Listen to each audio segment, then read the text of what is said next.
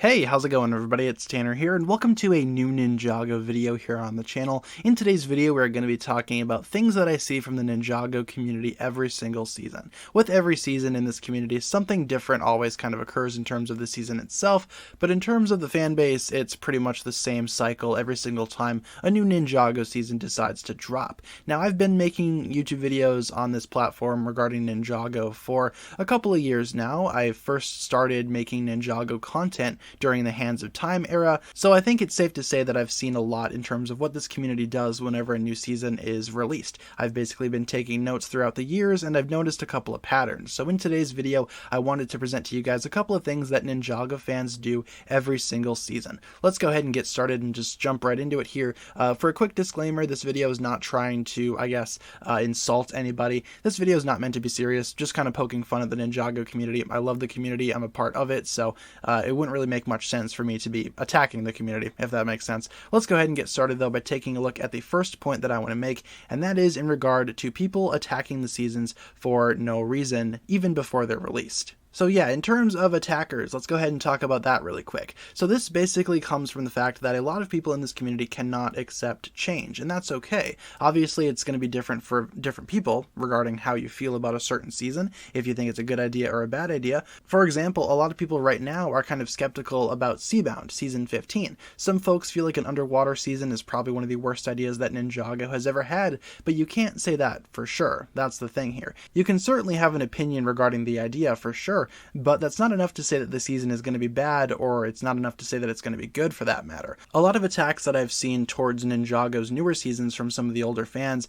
is just because those older fans seem to not be able to accept change or adapt to it in whatever way, which again is totally okay. If you don't like newer Ninjago, or if newer Ninjago isn't for you, then it's not for you. I'm not saying that you need to like newer Ninjago. I'm just saying that if you don't like the newer Ninjago, I'm not sure what you're still doing here. I'm not sure what you're still doing interacting with the community when the door was open a long time ago. So attacking the series because of various changes, such as, again, the 11-minute runtime, or the fact that Ninjago sometimes has anime-style episodes within it now, that's not really helping anyone's case. And again, I'm not sure what this does to fix anything. It's just not going to. This also kind of falls into the same category of people saying that, oh, this isn't my Ninjago, or Ninjago is so much worse now, and if it's not your Ninjago, that's okay. The Ninjago that's going on nowadays also isn't my Ninjago that I grew up with, but it is something that I can look at and adapt to and understand. So I don't think attacking it meaninglessly is pretty much acceptable. I'm not sure what it's supposed to be helping, and I really don't feel like attacking the season without watching it first is a good idea.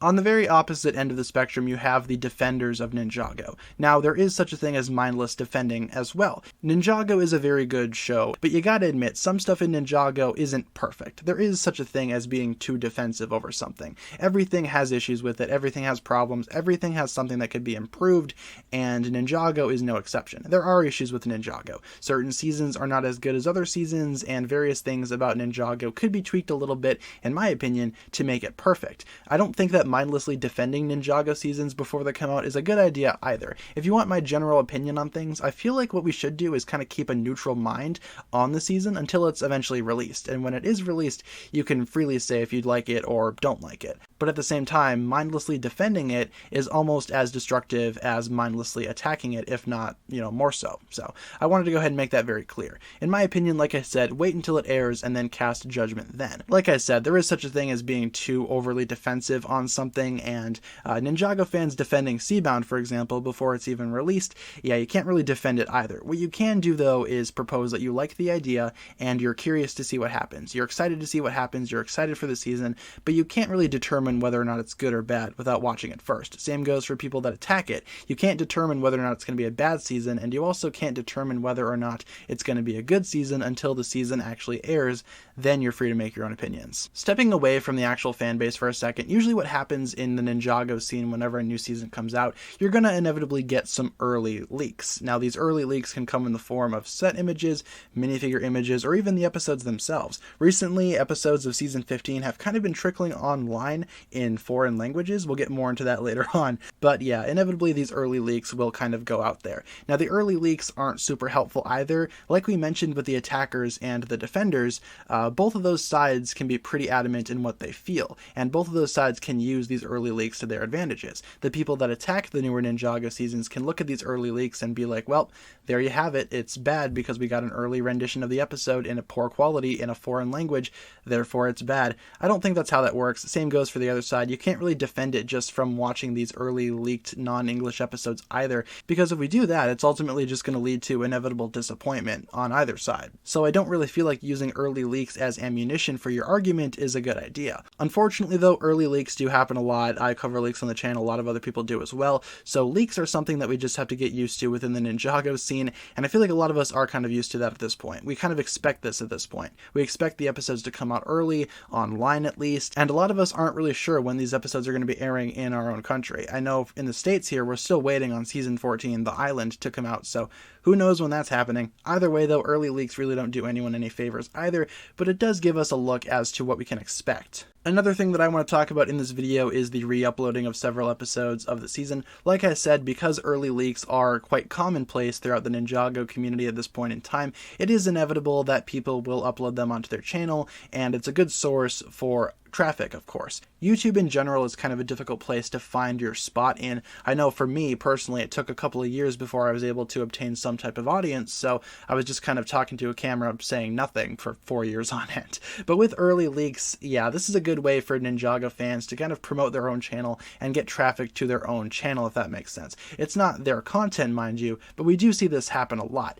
People will upload early renditions of the episodes onto their YouTube channels, or even people that actually have the episodes in English will upload those as well, and then people will see those rips of the episodes and take them, download them, and upload them onto their own channel, and it just kind of creates a little bit of a war zone in that regard too. I mean, Ninjago leaks are no one's property. You can't say that someone stole your content because it's not your content. If somebody takes your recording of the episode and puts it up on their own channel, yeah, that's your recording, but at the same time, it's not your content, if that makes sense. You're not doing anything different with it. It's not transformative. You're literally just taking it and uploading it onto your own channel without any regard for safety or well-being, which of course is kind of humorous when you think about it. I really enjoy this happening every single time a new Ninjago season comes out. People will upload the episodes onto their own channels and then get mad at each other. It's a lot of fun. At the same time though, again, these early leaks really don't help out with anything, and re-uploading the episodes certainly helps us see the episodes, so that's good, but the destruction behind the scenes with these people that upload these episodes,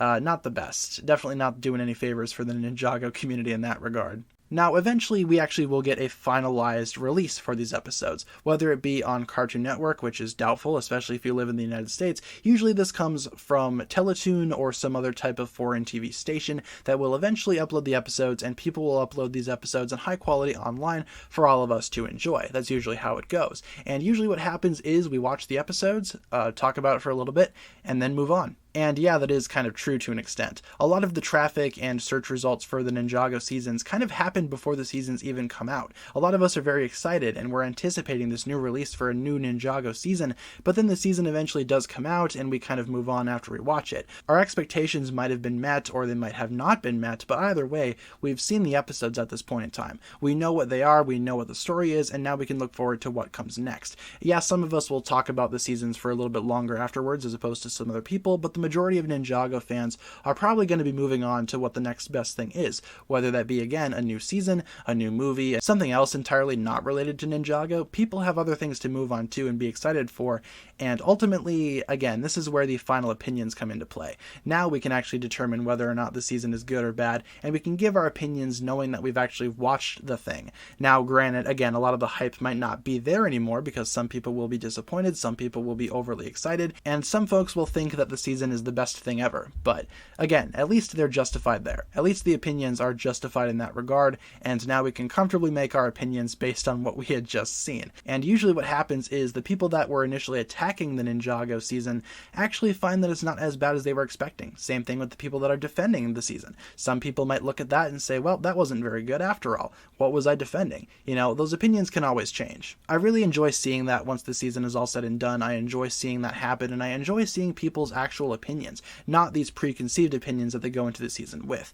And that's pretty much the cycle of what happens with the Ninjago community every time a season comes out. Now, obviously, I've skipped a couple of things. There are some things in there that I could have talked a little bit more about, but that's pretty much it. And again, this video was not intended to discredit anybody or point any one specific person out. This is just a pattern that I've been seeing throughout the past several years of Ninjago seasons releasing, and I just figured I'd make a video talking about it. So, season 15 is right around the corner, and I can't wait to see what that holds, but again, I can't really decide how I feel about it until we actually see it. So, keep that in mind as we watch forward, and hopefully you guys enjoyed the video. That's going to pretty much wrap it up for my thoughts here today. So, thank you so much for watching this video, guys. Leave a comment down below talking about what you thought of the video, and hopefully you enjoyed it. It was a pretty fun one for me to make and put together, so hopefully you enjoyed. If you did, feel free to like, comment, subscribe, do all that fun stuff, and check out the links down below in the description for my other forms of social media. As always, big shout out goes out to my Patreon supporters, including once again the marvelous Jan. Thank you guys so much for watching this video once again. My name is TannerFishies, and with that I bid you farewell.